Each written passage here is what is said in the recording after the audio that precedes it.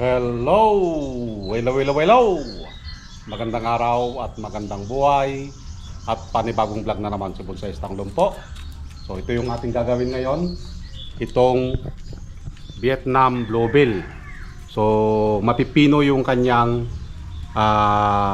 mga dahon. Yan. So matagal ito na dito sa lilim na ito dahil bago tayo magkasakit nandito na. Ito sana yung gagawin ko noon kaso nagkasakit tayo kaya ngayon pa lang. So kung mapapansin nyo dahil hindi na nasinagan ng araw, nagkulay dilaw na yung mga iba niyang dahon. So kailangan niya talaga ng sunlight. Okay? Kailangan maarawan or mainitan. Agoy. Kasi kapag hindi nainitan, manghihina. Katulad ng bluebell na ito. Okay? So kung iganyan lang natin, yan, maglaglagan na. Oh. Kita nyo? Laglagan yung kanyang kulay dilaw na dahon. So ito ay may kunting tinik pero okay naman siya. Yan. Vietnam Bluebell. Shout out nga pala kay Sir Don. Ito yung binili ko noon sa halagang 1,000. Yun, 1,000 yung pagkabili ko dito dati. Mula nung March, ngayon lang ulit ma-workshop. Okay? So samahan nyo si Bonsai Tanglumpo para tanggalin yung mga hindi na kailangan dito. Okay? So let's start. Pinaka-basic ulit kung ano yung ating gagawin. Tanggalin yung mga hindi na kailangan na sanga. Parang yung kakilala ko. Agoy. Tinanggal siya dahil hindi na kailangan. Tinanggal kanya sa puso niya. Katulad ng bluebell na ito, yan, pinagtatanggal natin yung kanyang mga sanga dahil yung iba na pag-iiwanan. So ganun man ang ating gagawin dito. Yung kailangan i-control yung malakas para lumakas naman yung mga mahihina. So nandun pa rin yung balance sa ating halaman. Yan. So makikita nyo ulit mamaya, magiging kalbo ulit yan. Nakita nyo kanina from wild, pinagtatanggal natin yung mga sanga na hindi na kailangan. Yan, katulad yan. So kailangan nating tanggalin lahat. At pagkatapos nating tanggal, alam na ulit, para maayusan, iwa-wire ulit natin ito para balik alindog ang ating halaman. Yan. So matalim dito yung ating gunting. At yun na nga, umpisahan na nga nating i-wire para magkaroon ulit ng sayaw yung mga bagong tubo dahil mula nung March, ngayon lang ulit ito magalaw. Agoy. Buti pa yung bonsai nagagalaw mula nung March, pero yung kakilala ko wala pa. Yan. So pagkatapos nating ma-wire lahat, ito ay tatanggalin na natin yung mga iba niyang mga sanga. Upang sa ganon, makalarga yung mga mahihina, yung mga napag-iwanan. Okay? So enjoy lang sa panonood hanggang sa matapos nating i-wire lahat ito.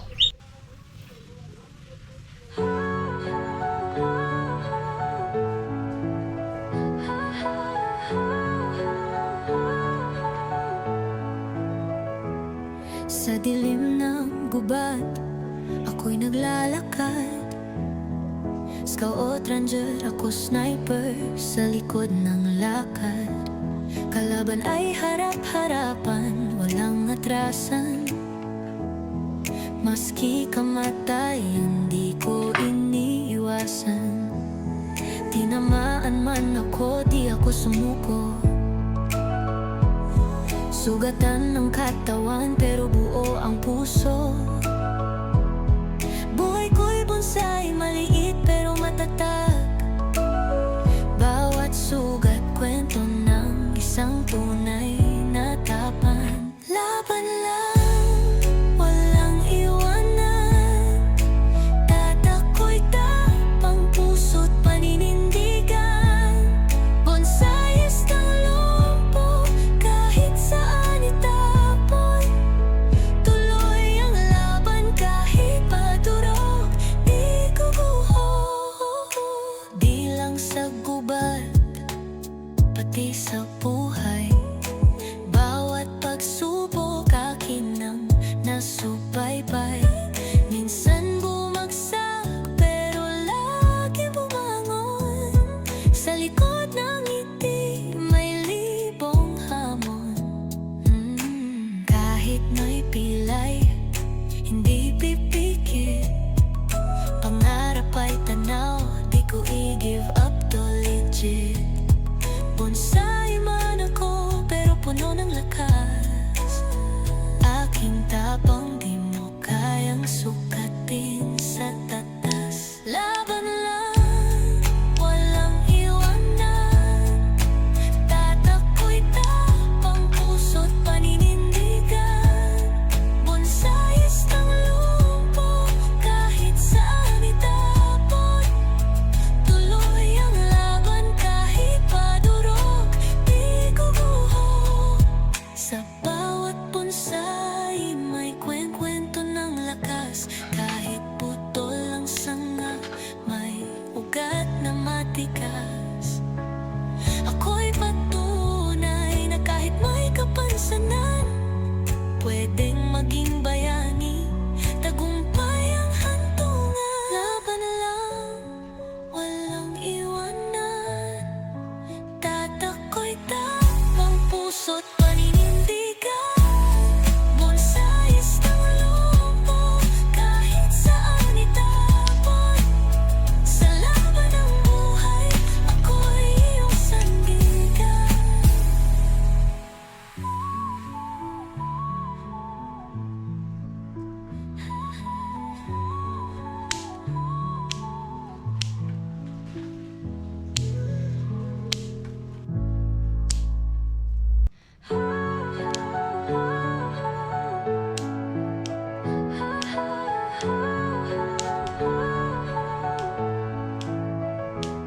Sa dilim ng gubat, ako'y naglalakad.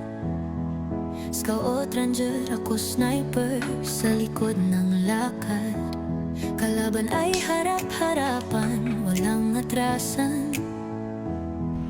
So ayan guys, natapos na nga nating ayusan itong ating Vietnam Bluebill. So ito na yung kanyang itsura. Yan. So ito yung kanyang first branch. Yan. And yung kanyang pang cluster. Okay? And then yung back yun. Yung back na yun. Okay? And counter. Yung counter branch. Kailangan natin pakapalin pa yan. And apex. Yan.